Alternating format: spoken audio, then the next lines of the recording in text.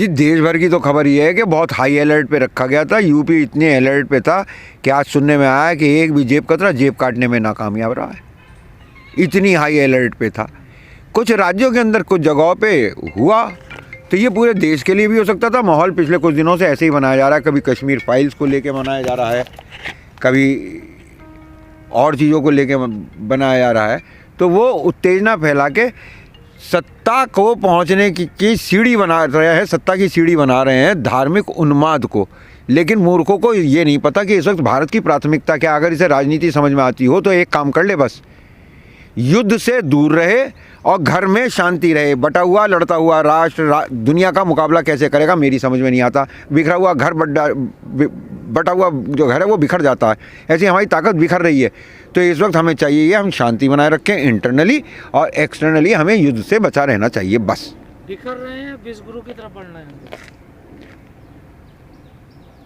आप मजाक कर रहे हैं या सवाल पूछ रहे हैं? सवाल है ये मेरा। विश्वगुरु हम कब थे? विश्वगुरु की कौन सी पदवी है? विश्वगुरु के अंदर क्या क्वालिफिकेशन होनी चाहिए, ये कृपया करके एक बार मुझे बता दें, फिर मैं बताऊँ। कश्यप कह रही थी जब वहाँ पर गई थी बलियन में कि विश्वगुरु की तरफ बढ़। वो बेचारी तो ये भी नहीं जान पाती है, आदतों में इतनी मजबूर हो गई है, ऐसी नशे में चल रही है कि एक दिन तो टीवी पे जब उसका प्रोग्राम शुरू हुआ तो वो बोली, और मैं अंजना ओ मोदी। है मीरा के बाद तू ही हुई है दूसरी। Don't take her seriously. वाहियात कैरेक्टर है भाई। पूरी दुनिया मोदी जी की तरफ देख रही है विश्व शांति के लिए। और जो नहीं देख पा रही है डायरेक्ट, तो वो टीवी पे देख रही है। जो टीवी पे नहीं देख पा रही है वो मोबाइल पे देख रही है। जो मोबाइल पे नहीं देख रही है वो अखबार में देख रही है। कुछ लोगों ने अपनी जेब में फोटो रख रखी हैं, ऐसे लेके चल रहे हैं। क्यों देख रही है दुनिया? कौन बता रहा है तुम्हें ये सब बातें? रसिया यूक्रेन का युद्ध मोदी जी रुकवा सकते हैं। तो इसका मतलब करवाया भी इन्होंने ही है भाई। दो पार्टियां भिड़ गई हैं आपस में, और दोनों पार्टियां एक किसी तीसरी पार्टी के मानने के लिए राजी हैं। तो इसका मतलब ये वो इतना पावरफुल है, हो सकता है उसने राजनीति के तहत पहले इन दोनों को लड़ाया हो। और शांति सद्भावना चाहते हैं ना, देखिए देश तो। अपने देश में नहीं चाहते शांति सद्भावना, बाकी पूरी दुनिया में चाहते हैं। वाह भाई वाह। क्यों देश में शांति नहीं है? ये अभी सब जो चल रहा है कि नवनीत राणा अंदर है, मैं तो यही हनुमान चालीसा का पाठ करूंगी मातोश्री के सामने। पार्टी है, इसका केंद्र, इसकी आइडियोलॉजी का केंद्र भी नागपुर में है, वो ब्राह्मणों के कब्जे में है। मराठों के टाइम पे एक बार ऐसा हुआ कि जब औरंगज़ेब की हुकूमत थी, मुग़लों की हुकूमत थी, तब शिवाजी राजे नाम का एक युवा उठा अपने 5 साथियों को लेकर, और उसने जो साधनहीन था उस आदमी ने दुनिया के सबसे शक्तिशाली साम्राज्य को उस वक्त के टक्कर दी और अपने राज्य की स्थापना करी।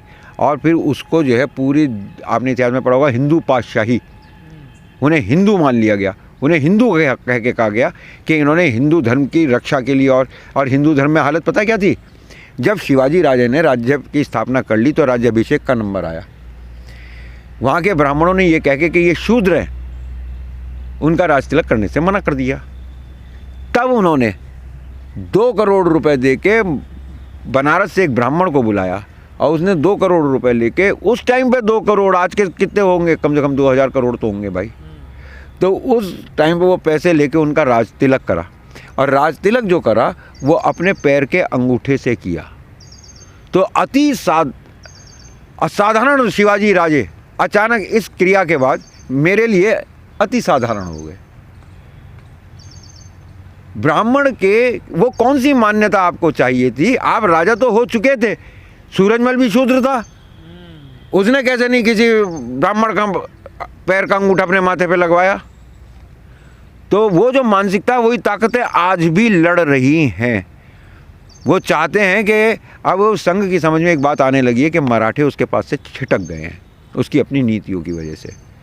तो अब उन्हें कैसे बहकाया जाए, कैसे उनको जो है भ्रमित किया जाए। तो अब हिंदू पातशाही, हिंदू हिंदू हिंदू की बात करके, और हिंदू के लिए देखिए वंदे मातरम, लोग कहते थे वंदे मातरम नहीं बोलते मुसलमान, वंदे मातरम नहीं बोलते, तो भैया तुम ही बोल दो, तुम सुनाओ क्या है वंदे मातरम। तो वंदे मातरम से आगे वो भी नहीं बढ़ पाते थे। वंदे मातरम ट्रेन नहीं है कि कई वंदे मातरम आ गई 16 डिब्बे की। तुम्हें वो पूरी की पूरी कविता रचना पढ़नी पड़ेगी, लेकिन खुद नहीं पढ़ सकते थे। वही हालत अब कम से कम मुसलमानों का इसी बात के लिए धन्यवाद कर लो कि तुम में से कुछ हनुमान चालीसा पढ़ तो जाएंगे, समझ में तो आ जाएगा कि इसके अंदर क्या लिखा हुआ है। नहीं, हिंदू राष्ट्र बन रहा तो क्या दिक्कत है आपको? भाई मेरे को तो बहुत बड़ी दिक्कत है, अब प्रैक्टिकल दिक्कत है, आपको कोई हो या ना हो।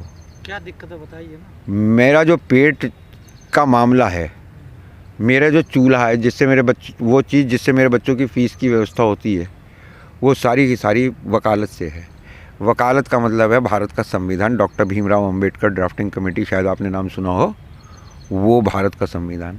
अब अगर हिंदू राष्ट्र आ गया तो ये संविधान जाएगा। मुझे एलएलबी दोबारा करवाओगे क्या? अब मेरे सिर के ऊपर चुटिया नहीं है और मेरा नाम संजय उपाध्याय नहीं है कि मैं उसके अंदर कहीं फिट बैठूंगा। अब मैं वेद पढ़ूंगा क्या? वेद तो इनमें से किसी के पढ़े हुए नहीं है। मैं क्या बात कर रहे हो आप? वेद जो होते हैं तो चारों वेदों के ज्ञाता होते हैं। मैंने एक साहब देखे, वो चिलम लगाए बैठे थे, जब वो सारी बातें कर रहे थे तो मैंने उनसे कहा ये कौन से वेद में लिखी है? बोले मुझे क्या पता। तो मैंने तो, आप तो कह रहे थे वेदों में लिखी है, बोले होगी किसी में लिखी हो, नहीं तो 5वां वेद बोल रहा हूँ मैं। तो भाई ऐसे लोगों का क्या करो, भक्तों ने चिलम पी ली है, तो अब ये धार्मिक बन रहे हैं इस वक्त। धर्म का इन चीज़ों से क्या लेना देना मेरे दोस्त? कहाँ बन रहे हैं? और हिंदू राष्ट्र, हिंदू से तुम्हारा क्या तात्पर्य है? बचाने की कोशिश कर रहे हैं। देखिए खतरा किससे है? खतरा किससे है? इन्हें यही नहीं पता खतरा किससे है। जो पत्थर मारते हैं। अरे इन्हें यही नहीं पता खतरा किससे है। दिल्ली मुगलों की राजधानी बनी, पहले आगरा थी, तुमने पढ़ाया तो होगा। डॉक्टर, वैसे तो जस्टिस मार्कंडे काटजू ये कहते थे पत्रकार बिल्कुल नील बटे सिफर होते हैं, लेकिन इतना तो पढ़ा होगा आप लोगों ने। आगरा भारत की मुगलों की राजधानी थी, दिल्ली किला बन गया, दिल्ली आ गए। 1656 में वो मुकम्मल हो गए, इन्होंने अपना जो है पे राजपाट शुरू कर दिया। 1656 में ये दुनिया की बड़ी इस्लामिक गद्दी बन गई। 1656 में ही दुनिया की उस वक्त की सबसे बड़ी जामा मस्जिद का निर्माण हुआ, जो आज भी भारत की सबसे बड़ी जामा मस्जिद है। उससे थोड़ी ही दूर पे जब लाल किले पे आप प्राचीर पे मुँह करके और चांदनी चौक की तरफ देखेंगे तो बाएं हाथ पे कोने पे ही वहाँ पे आपको एक लाल जैन मंदिर मिलेगा। ये अग्र ओसवाल जैनों का नहीं था, ये अग्रवंशी जैनों का बनाया हुआ है। आज भी है। वो उसी वक्त बना था, आज है तो कोई बात नहीं, आज तो गुरुद्वारे भी बहुत हैं, लेकिन ये उसी वक्त बना था। तो जैन साहब के पास ऐसे कौन सा ब्रह्मोस था कि जिसकी वजह से मुग़ल, न उनका माल खतरे में, न उनकी जान खतरे में, न उनका ईमान खतरे में, और बाकी सारों का माल भी खतरे में और जान भी खतरे में और ईमान भी खतरे में। अच्छा, दूसरा सवाल मुझे इस बात का जवाब दे दो, आगरा का जाटव, जिसे आप जाटव कहते हैं, तब चमार कहते थे, वो तब है, आज भी बहुत माल से मोटे, लेकिन वो नहीं कन्वर्ट हुआ। आगरा में इनका बहुत आयात थी, बहुमत था इनका, लेकिन वो कन्वर्ट नहीं हुए। और दिल्ली का बनिया नहीं हुआ। तो इन पे चमारों पे बनियों पे कौन सी ऐसी तलवार थी कि जो इन्होंने तो मुगलों का मुकाबला कर लिया। अब बाकी सारे के सारे ढेर हो गए, ठाकुर साहब भी हो गए, चौधरी साहब भी हो गए, और गुजर साहब भी हो गए। अल्लामा इकबाल कश्मीरी ब्राह्मण था, फिर ब्राह्मण भी हो गए और ये झेल गए। तो भाई ये कहना कि तलवार के बूते पे ऐसा हुआ था, तो बाद में कथा ये भी बताती है कि जयसिंह अकबर का साला था। ये कहाँ से लाए आप? मैंने फिल्म देखी थी जोधा जी। फिर मैंने जानकारी करी, मैंने कि कहानी क्या है। फिर मुझे पता चला, फिर मैं कोल का जब इतिहास पढ़ रहा था, अलीगढ़ को पहले कोल कहा जाता था, तो जब यहाँ किसानों का विद्रोह हुआ सरकारी नीतियों के और लगान के विरुद्ध में, तो उनको हराने के लिए मुग़ल तो साम्राज्य था, उनकी फ़ौज तो आनी थी, सेनापति ठाकुर साहब हुआ करते थे। तब क्यों नहीं भाई तुम्हारी लड़ाई तब क्यों नहीं थी? अब क्या पत्थरबाजी और ये बाजी और वो बाजी? तो ये सब अब नए नए मामले हैं, समीकरण बदल गए हैं। पत्थरबाजी क्यों तलवारें लहराई जा रही हैं? क्यों मस्जिदों में कोई है जो हमारी अराजकता का लाभ उठाना चाह रहा है? हमारे वर्तमान राजनीतिक नेतृत्व की पहचान मात्र और मात्र एक टेस्ट से हो जाएगी। ये घर में शांति नहीं रख पाया तो बिखरा हुआ राष्ट्र कैसे मुकाबला करेगा अंतर्राष्ट्रीय चीज़ों का? और अगर ये युद्ध से दूर नहीं रहा तो ये बहुत बुरा इसका हाल होगा। इंडिया एक दुर्भाग्यशाली राष्ट्र है, अनफॉर्चुनेट नेशन। पूछो कैसे? तुम पूछते ही नहीं हो। जब कोई राष्ट्र गुलाम लड़ाई हारता है और गुलाम हो जाता है, ये उसका सबसे बुरा वक्त होता है। दुश्मन इसे जीतने वाला इसे लूटता है, खसोटता है, कमज़ोर बनाता है। जर्मनी और तोड़ देता है कि भाई इसकी ताकत ख़त्म हो जाए। जर्मनी लड़ाई हारा, टूटा नहीं टूटा। सेकेंड वर्ल्ड वॉर हारा, जर्मनी टूट गया। सोवियत संघ लड़ाई हारा, अफगानिस्तान में फंस गया था, टूटा कि नहीं टूटा? हम वो दुर्भाग्यशाली राष्ट्र है जो जीता तो आज़ादी की लड़ाई, साबरमती के संत तूने कर दिया कमाल, अंग्रेज भाग जा रहे हैं हवाई में, मुझे भी ले लो, मुझे भी ले लो, मुझे हिंदुस्तानी पकड़ लेंगे। जीते तो हम लड़ाई, और कीमत हमने एडवांस में अदा करी हार का। टूट के 14 अगस्त सन 1947 को पाकिस्तान का निर्माण हो चुका था। तो हम आज तक जब यही नहीं समझ पाए कि जीत के हमें जो जश्न मनाना था, वो उस दिन हमारा जश्न जीत का नहीं था, वो हम हार की कीमत पहले एडवांस में जमा कराए थे। ये भारत का दुर्भाग्य है कि ये राजनीति नहीं जानता। आज फिर एक बात बता रहा हूँ, बेसिक लाइन, वो जो अपने इतिहास से सबक नहीं लेते वो उसे दोहराने के लिए अभिशप्त होते हैं। आज के हालात ये बता रहे हैं कि हमने अपने इतिहास से कोई सबक नहीं लिया है, और इसलिए हम एक बार फिर टूटने के लिए और जूत खाने के लिए मजबूर हो जाएंगे। मतलब दूसरा पाकिस्तान बने। दूसरा पाकिस्तान भाई साहब, पिछली बार तो टुकड़े हुए 2 जो बाद में कन्वर्ट हो गए 3 में, ठीक है ना। अब की बार बिखरेगा। कहाँ बिखर रहा, सबको तो एकजुट करने की कोशिश कर रहे हैं। कौन, वो कौन सी ताकतें हैं जो जब यहाँ किसान आंदोलन में सिख आए कि खालिस्तानी, इन्हें शर्म नहीं आई कहने में। यहाँ वो बुढ़ा और बुढ़िया आए धरने में, जिनका एक बेटा सरहद पे खड़ा हुआ था, वहाँ से फ़ोन करके पूछ रहा था, उनमें तो खालिस्तानी नज़र आए। किसानों में कौन नज़र आया? फ़ौरन बुलाया सबको अमित शाह ने, संजीव बालियान के नेतृत्व में, और डांट लगाई कि काय के बीजेपी के जाट नेता हो, जाओ जाटों को समझाओ। तो जाट नज़र आए। और जब मुसलमान आता है ना, तो उसमें तो पता नहीं कौन कौन नज़र आता है।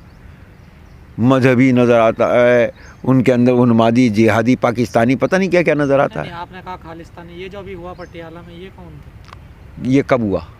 3 दिन पहले हुआ। अरे नहीं, घटना क्या थी ये तो बता दो। खालिस्तान के खिलाफ मोर्चा निकल रहा था, शांति मोर्चा। शांति मोर्चा। वहाँ कौन सा बम फट गया था, वहाँ कहीं दंगे हो गए थे कि यार ये खालिस्तानी सो रहे हैं, इन्हें जगाएं। लाला केजरीवाल वहाँ पहुँच चुके हैं। अब आप उनका रोल देखिए, ठीक है ना। अब वो वहाँ सरकार में है, और उनकी क्रियाकलाप और कार्यशैली कैसी है मैं आपको बता दूँ। उड़ता पंजाब, लड़खड़ाता पंजाब, गिरता पंजाब, नशे में पंजाब। हमने देखा पंजाब कैसे उठ के आया। हम नहीं उठ सकते थे, हमसे ज़्यादा ऊर्जा उसमें है। लेकिन जब उस नशे से मुक्त पंजाब बनाने का नंबर आया, तो अरविंद केजरीवाल साहब ने वहाँ पे जो चीफ मिनिस्टर का चेहरा आगे करा, उसका नाम था भगवंत मान। सुबह 9 बजे ही पी लेता है भाई। अब छोड़ दी ना। और उससे मेरे एक दोस्त ने बहुत अच्छे, वो एक बार एक मुझे शेर सुना रहे थे जिगर मुरादाबादी का। सुबह को, रात को पी, सुबह को तौबा कर ली, रिंद के रिंद रहे, जन्नत भी हाथ से ना गई। अबे शाम को पी ली, सुबह को तौबा कर ली, शाम को फिर तो शराबी भी रहे और जन्नत भी, भाई दुआ कर ली तो तौबा कर ली तो जन्नत भी, ना जन्नत हाथ से जा रही ना बोतल हाथ से जा रही, यही वाले हैं ये। देखिए, ये भारत का दुर्भाग्य है, और मैं आपसे पहले कई बार कह चुका हूँ। स्वामी विवेकानंद जब हिंदुस्तान लौट कर आए थे अमेरिका से, 1893 में गए थे विश्व धर्म संसद में, तो वहाँ उन्होंने पूरी दुनिया में तालियां बजाईं। जब वो कोलंबो में पहुँचे, बड़ा भारी स्वागत हुआ। सभागार में ले जाके उन्हें टाउन हॉल में बैठा लिया गया, और उनसे पूछा कि स्वामी जी पूर्व और पश्चिम में क्या अंतर देखा। तो वो कहने लगे, ये सब बातें होती रहेंगी, पहले महत्वपूर्ण बुरी खबर सुनो, इंपॉर्टेंट बैड न्यूज़। आए थे जश्न मनाने, बुरी खबर की सुन के सभा आ गई सख्ते में। तो सभा संचालक ने पूछा, स्वामी जी वो क्या है?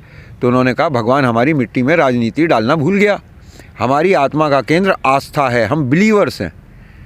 प्रत्येक राष्ट्र का, नस्ल का एक आस्था का केंद्र होता है। जापान के उद्यमिता है। सुनामी आई, तबाह बर्बाद हुआ, खड़ा हो गया। Second world war, atom bomb पड़े, तबाह बर्बाद हुआ, खड़ा हो गया। जर्मनी के प्रेसिशन, आज भी सबसे ज़्यादा प्रेसाइज मशीन्स वहीं बनती हैं, शुरू से वो बनाते चले आए हैं। फ्रांस के कलात्मकता बताया, क्योंकि वहाँ फैशन इंडस्ट्री और खाने का भी उनका तौर तरीका, वो फैशन ज़्यादा है। और ब्रिटेन के राजनीति बताया। तो भारत वाले जो हैं, आज जिस बात की कीमत अदा कर रहे हैं, वो ये कर रहे हैं कि भारत आस्थावान देश होके राजनीति के चक्कर में फंस गया।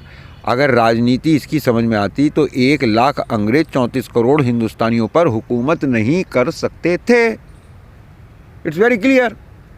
तो हम ये जो राजनीति जिसे आप कह रहे हो ना कि साहब धर्म के नाम पे राजनीति हो रही है, अजान के नाम पे, हनुमान जी के नाम पे, हनुमान चालीसा के नाम पे, तो समझ में ये सरकारी जो मशीनरी है और सरकार है, ऐसे लोगों को दंडित करें। बस सरकार अपने करने का काम नहीं कर रही है, ये है प्रॉब्लम।